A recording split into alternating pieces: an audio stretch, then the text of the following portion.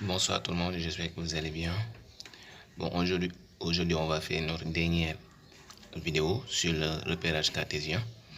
Mais n'oubliez pas de vous abonner et de partager la chaîne.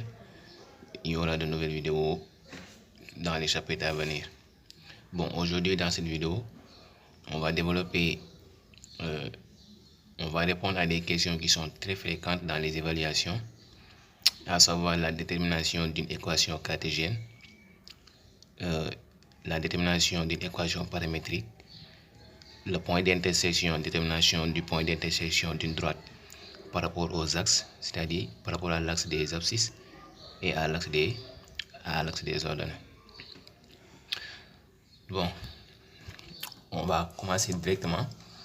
Pour la première question, on demande de déterminer l'équation paramétrique de la droite D passant par A, donc coordonnées 1, 2, et B, donc coordonnées moins 2, 4. Alors, pour répondre à cette question, on demande l'équation paramétrique de D. Maintenant, pour répondre à cette question, soit on peut appliquer directement une propriété, la propriété de la collinéarité, ou bien déterminer l'équation cartésienne de la droite D. Ensuite, à partir de l'équation cartésienne, on va déterminer l'équation paramétrique. On va faire ces deux cas. Maintenant, pour le premier cas, je dis soit M, de coordonnées x, y appartenant à la droite D.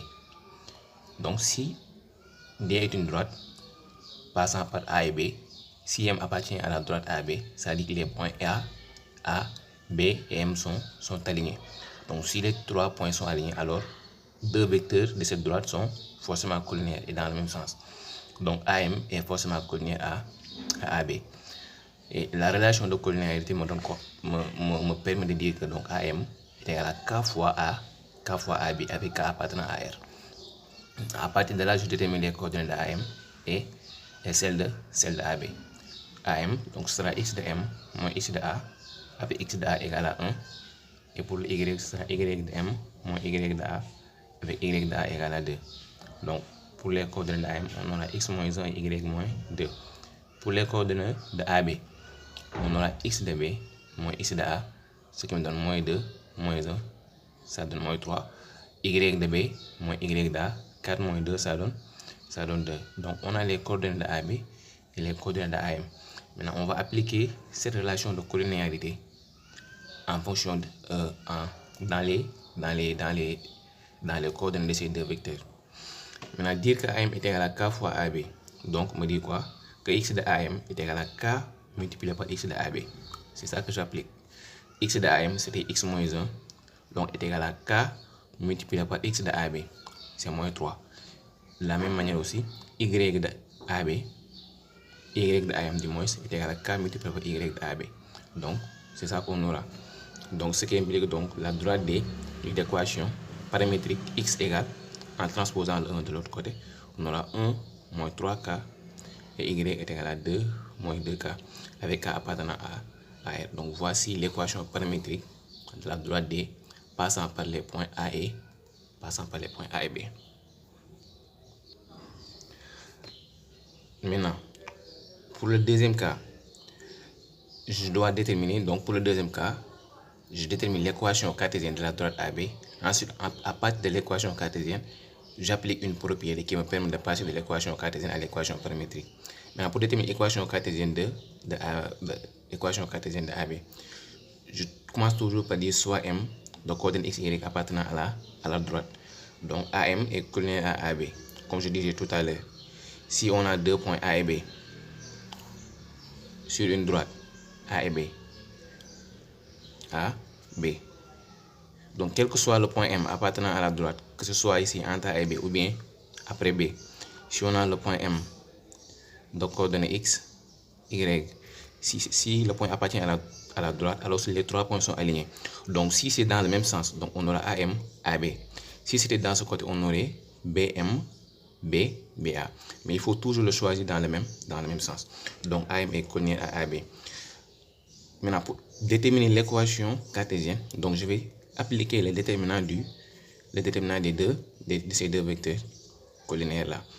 Donc, je dis que si les deux vecteurs sont collinaires, alors leur déterminant est égal à 0. Donc, le déterminant, comment on calcule? le x de AM, le x de AB, les coordonnées de AM, les coordonnées de AB de l'autre côté. Ensuite, on va faire le produit croisé avec la soustraction. Ce qui me donne donc 2 multiplié par x moins 1, comme je disais tout à l'heure, le produit croisé avec la soustraction. Le produit croisé avec la soustraction. Donc on aura 2 facteurs de x moins 1 moins 3 multiplié par y moins 2 égale à 0. Parce qu'on a dit le déterminant égal à 0. Donc on développe, on aura 2x moins 2, moins ça donne plus, 3y moins 6 égale à 0. Maintenant on ordonne, on aura 2x plus 3y moins 8, moins 6, moins 2, ça donne moins 8 égale à 0. Donc voici l'équation cartésienne de la droite D. Maintenant, ce n'est pas la question, mais vous aurez aussi une idée de comment déterminer l'équation cartésienne d'une droite. Maintenant, à partir de l'équation cartésienne, je peux passer à l'équation paramétrique. Donc, le vecteur U de coordonnées moins 3, 2 est un vecteur directeur de la droite D. Le vecteur, parce que si on a une équation cartésienne, un petit rappel, si on a une droite D d'équation AX plus BY plus C égale à 0, alors le vecteur U de coordonnées moins BA, on l'appelle le vecteur directeur de la droite D. Donc si je l'applique ici pour l'équation de cette droite, donc le vecteur directeur ce sera moins 3 et 2, parce qu'on a dit ce sera de coordonnées moins BA. Donc ici mon moins B ce sera moins 3 et A. Donc on a eu de coordonnées moins 3, 2 est un vecteur directeur de la droite D. Juste un petit rappel, si une droite D passant par K de coordonnées XK, YK a pour vecteur directeur V de coordonnées AB, alors l'équation paramétrique de la droite D est de la forme X est égal à X de K plus AT, Y est égal à Y de K plus BT avec T le paramètre. Ça veut dire quoi? Si pour déterminer une équation paramétrique d'une droite cartésienne, connaissant un point appartenant à la droite et son vecteur directeur, donc pour avoir l'équation paramétrique, on applique directement cette propriété. Maintenant, le x de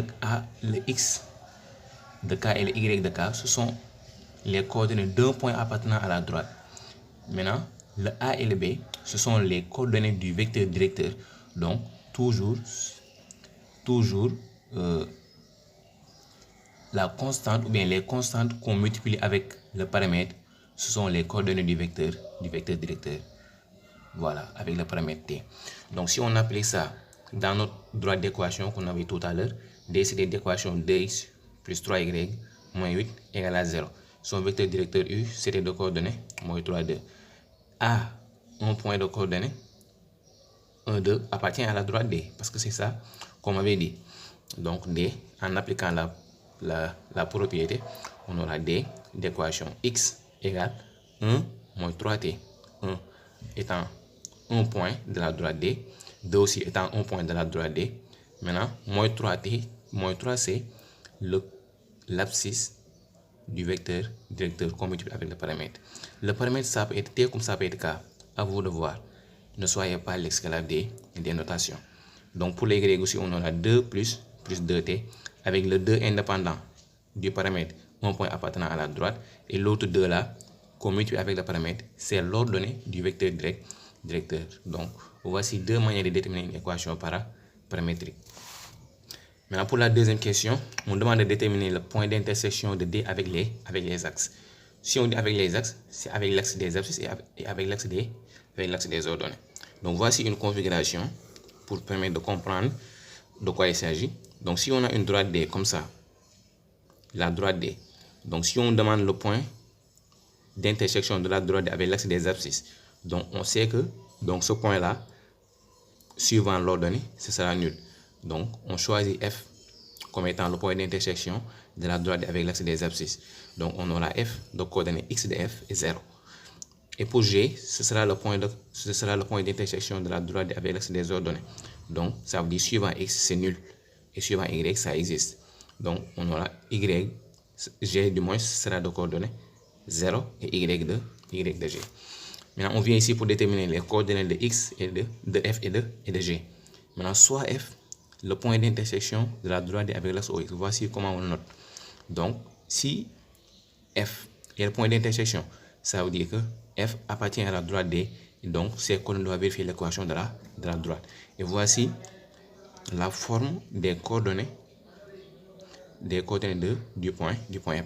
Donc, en appliquant ça dans cette équation D, donc on aura 2x de f plus 3 fois 0 moins 8 égale à 0. Pourquoi 3 fois 0? Parce que le point F appartient à l'axe OX. Donc ça veut dire suivant y, c'est nul. Suivant y, c'est nul. C'est pour cela que je mets 3 fois 0. Et 2 fois x de f. Voilà. Ce sera x de f. C'est ça qu'on veut déterminer. Je transpose le moins 8, ça me donne 8. 2x de f égale à 8. Donc x de f égale à 4. Donc f sera donc de coordonnées 4 et 0. Donc voici les coordonnées de f. Pour g, qui est le point d'intersection de D avec l'axe des ordonnées, on fera la même chose. G sera de coordonnées 0 et y de g. On applique, donc g appartient à la droite D. Donc c'est qu'on doit vérifier l'équation de la droite. Donc on aura 2 fois 0 plus 3 fois y de g moins 8 égale à 0. D'où y de g est égal à 8 tiers. Donc g sera de coordonnées 0 et 8 tiers. Maintenant, pour répondre à cette question, bien vrai qu'on m'avait demandé à la première question de déterminer l'équation paramétrique, mais pour répondre à cette question, il va falloir avoir l'équation cartésienne. D'accord? Donc, il fallait de toutes les manières avoir l'équation cartésienne pour pouvoir répondre à cette question. Donc, on continue. Voici une deuxième partie. C'est toujours dans le même exercice. Donc, pour la première question, on demande de déterminer l'équation paramétrique de la droite D. Cette fois-ci, passant par A de coordonnées 1, 2, c'était la même A que tout à l'heure, et A pour vecteur directeur U de coordonnées 3, 1. Vous voyez? Donc, pour répondre à cette question, je vais appliquer la propriété que j'avais mis tout à l'heure. Pour déterminer l'équation paramétrique d'une droite D passant par un point et connaissant son vecteur directeur, donc on applique directement la propriété. X est égal à 1 plus 3t. Les coordonnées 1, 2, ce sont les coordonnées du point indépendant, du point appartenant à la droite. Et les coordonnées 3, 1, ce sont les coordonnées du vecteur directeur qu'on doit toujours multiplier par le paramètre t appartenant à t appartenant à. Donc voici l'équation paramétrique de la droite D. Donc pour la deuxième question, on demande de déterminer les points d'intersection avec les axes. Comme j'avais dit tout à l'heure, pour pouvoir répondre à cette question, il va obligatoirement chercher l'équation cartésienne. Donc voici comment passer de l'équation paramétrique à l'équation cartésienne. On va essayer d'éliminer notre paramètre t. Donc voici l'équation paramétrique. Donc pour avoir l'équation cartésienne, je dois éliminer les paramètres et réduire l'expression pour avoir l'équation cartésienne. Donc ici j'avais 3t, ici j'avais t uniquement. Donc pour éliminer les t, donc je dois multiplier ici par moins 3. Donc ça vous donne donc x moins 3y est égal à 1, 2 fois moins 3, ça donne moins 6. Et les t vont disparaître. Donc on aura x moins 3y est égal à moins 5. 1 moins 6, ça donne moins 5. En transposant le moins 5, donc on aura la droite D d'équation x moins 3y plus 5 égale à 0. Maintenant, je dois déterminer le point d'intersection de D avec les axes. Donc je dis soit I, le point d'intersection de la droite D avec l'axe OX. Donc ça vous donne I, donc ce sera de coordonnées x de I est 0. Si I appartient à l'axe OX, forcément. Donc I sera de coordonnées x, I est 0. Donc les coordonnées de I doivent vérifier l'équation de cette droite. Donc on aura, en remplaçant x par x de I, le y par 0, parce qu'il appartient à l'axe OX. Donc on aura x de I moins 3 fois 0 plus 5 est égal à 0. Ce qui donne donc x de I est égal à moins 5. Donc I sera le coordonnée moins 5, 0. Ce sera le point d'intersection de la droite avec l'axe OX.